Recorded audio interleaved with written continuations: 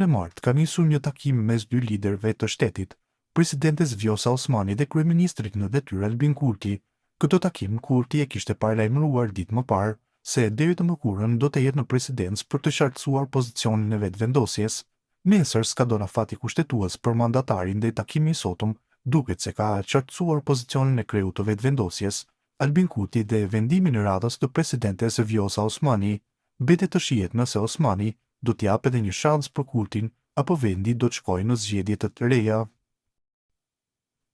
Ramiz Vladrovci në Debat Plus ka thënë se nëse presidentja vazhdon për zgjedhje qysh nesër, ai do të hyjë në to duke deklaruar se do ta thyej në kurriz PD-n. O nesër t'i vendos presidentja, nesër me ki në zgjedhje, ka thënë Vladrovci derisa është pyetur nga analisti Bekim Kabashi nëse do ta sfidojë leadershipin e PD-s. Ai është shprehur, po, kam me thy në kurriz. Në qoftë se leadershipi i PD-s nuk reflekton, jo Partia Demokratike, kam me thy në kurriz, ka thënë ai. Motej, ai ka thënë se nëse nuk ndodh ndonjë përgjegjësi për drenasin, ai do të hyjë në zgjedhje nacionale me një iniciativë. Unë jam të punu, njerëzit më të ndershëm, më të mirë të këtij vendi me ofru, ka thënë ai duke akuzuar PD-n për mosdije për t'i bërë opozit Albin Kurtit për 5 vite.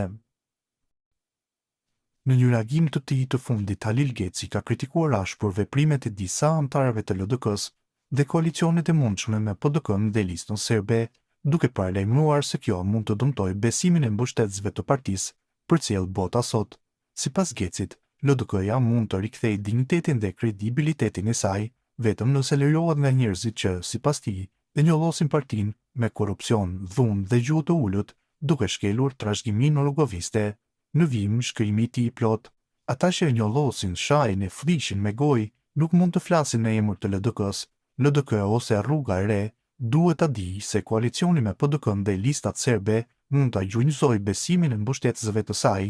Koalicioni me ata që vrisnin në detajt e LDK-s nuk i bën derë LDK-s dhe nuk e rrit kredibilitetin e saj.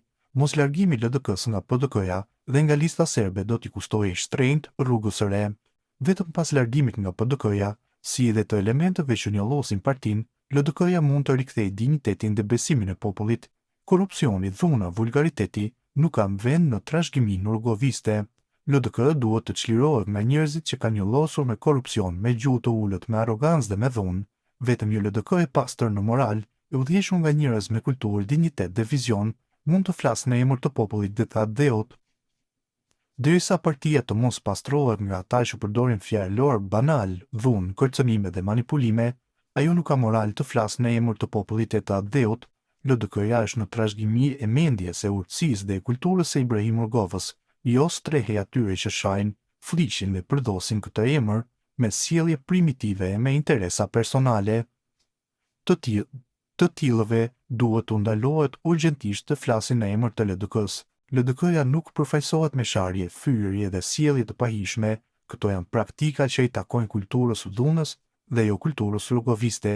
Ata që përdorin gjuhë të ulët në sjellje të papërgjeshme e dëmtojnë rënd sjelljen, imazhin dhe dinjitetin e LDK-s, duhet të largojnë njerëzit e vlerave dhe idealistët e saj të vërtet. LDK-ja mund ta rifitojë besimin e popullit dhe të shikojë drejt së ardhmes me dinjitet, vetëm kur të pastrohet nga korrupsioni, dhuna dhe vulgariteti.